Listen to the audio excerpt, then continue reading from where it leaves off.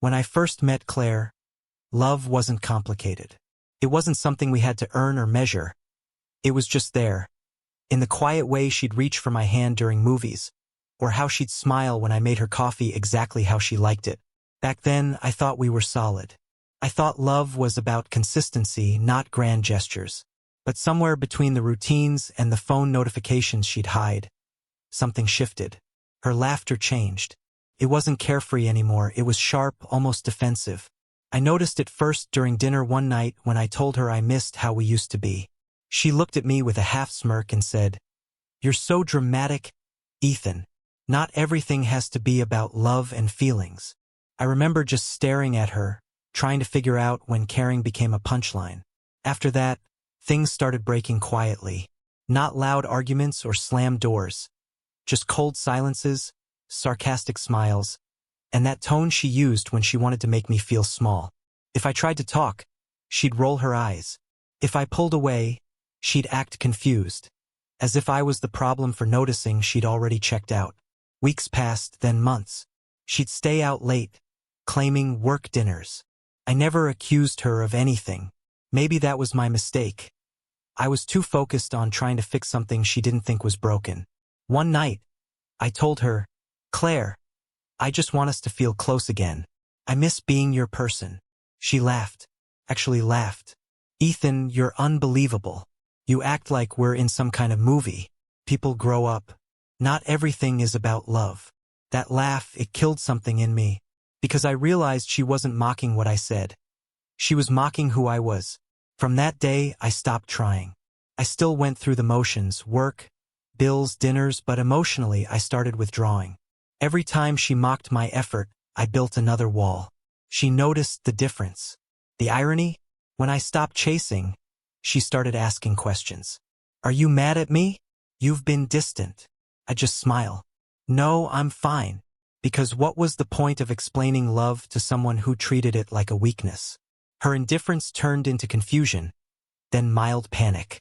She started being nicer, but it wasn't real.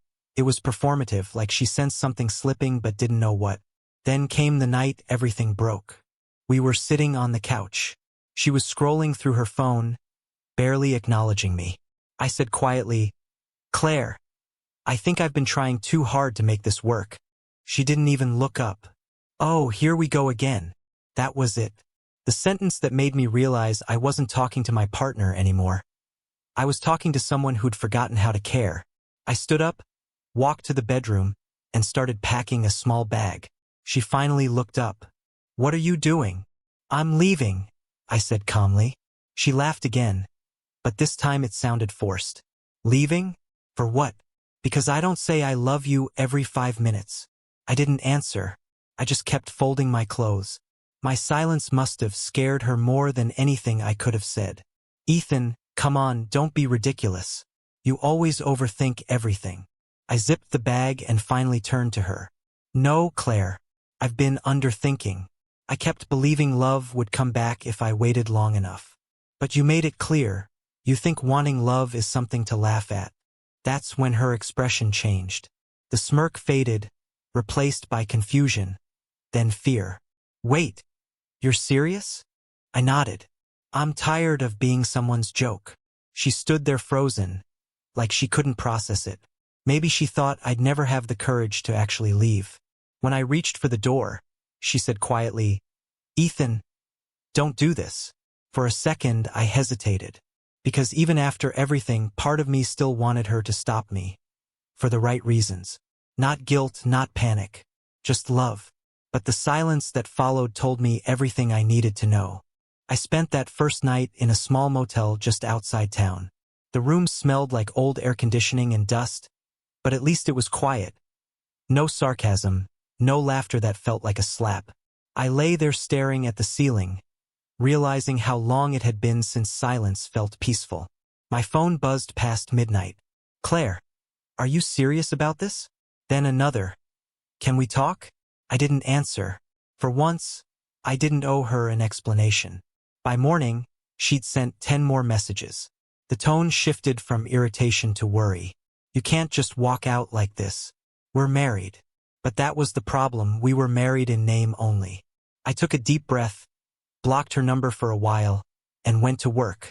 My coworkers noticed how calm I was. "You look lighter," one of them said. I smiled, realizing how much weight I'd carried just trying to be enough for someone who'd already stopped seeing me. 3 days later, I went back to the apartment to pick up a few things. The moment I opened the door, I knew she'd been crying.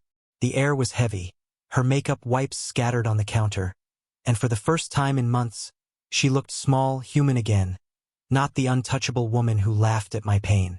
She stood up from the couch. "Ethan, please, don't do this. I was stupid, okay? I didn't mean half the things I said." I stayed quiet, letting her talk. She kept going, words spilling faster, like she could erase months of neglect with a single apology.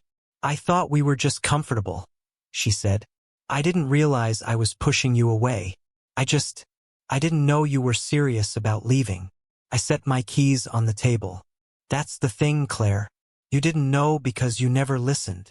Her eyes filled instantly. "I was scared," she whispered, "of depending on you too much, of caring too much. So I joked. I made fun. I thought it kept things light." I shook my head. It made things empty. For the first time, she had nothing to say. No defense, no laughter. Just quiet tears slipping down her face as if the realization had finally hit.